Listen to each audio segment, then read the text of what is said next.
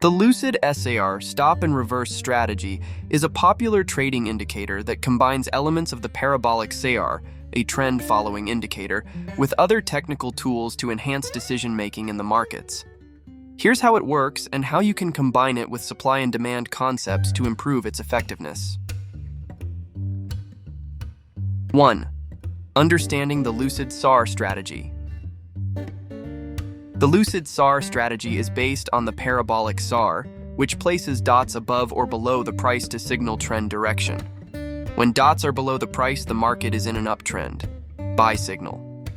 When dots are above the price, the market is in a downtrend, sell signal. The Lucid version of the SAR attempts to smooth out some of the false signals that the basic parabolic SAR might give in choppy or sideways markets. Traders often combine the Lucid SAR with other indicators, like moving averages or volume, to confirm trends and avoid false breakouts. 2. Combining Lucid SAR with supply and demand zones. Supply and demand are key concepts in price action trading. They represent areas where significant buying, demand, or selling, supply occurred, which can act as future support or resistance levels. The idea is to buy at demand zones, where price is likely to increase, and sell at supply zones, where price is likely to drop. 3 steps to apply Lucid SAR with supply and demand. 1.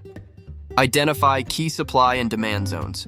Use a price action strategy to mark demand zones, areas where price previously rallied after hitting a certain level, and supply zones, areas where price previously dropped significantly.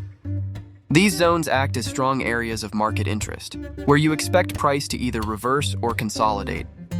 Thank you for liking the video. Let's go to the most important strategy from which you can learn a lot. 2. Overlay Lucid SAR on the chart.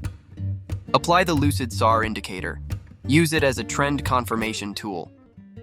In a demand zone, wait for the SAR dots to flip below the price, signaling an upward trend, buy signal. In a supply zone, wait for the SAR dots to flip above the price, signaling a downward trend, sell signal. 3. Wait for price reaction in supply-demand zones. When the price enters a demand zone, look for bullish signs like a SAR flip or price rejection from the lower boundary of the zone. This signals that demand is taking over and you may enter a long position.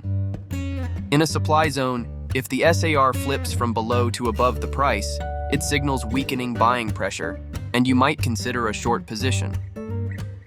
4. Confirm with other indicators. Optional.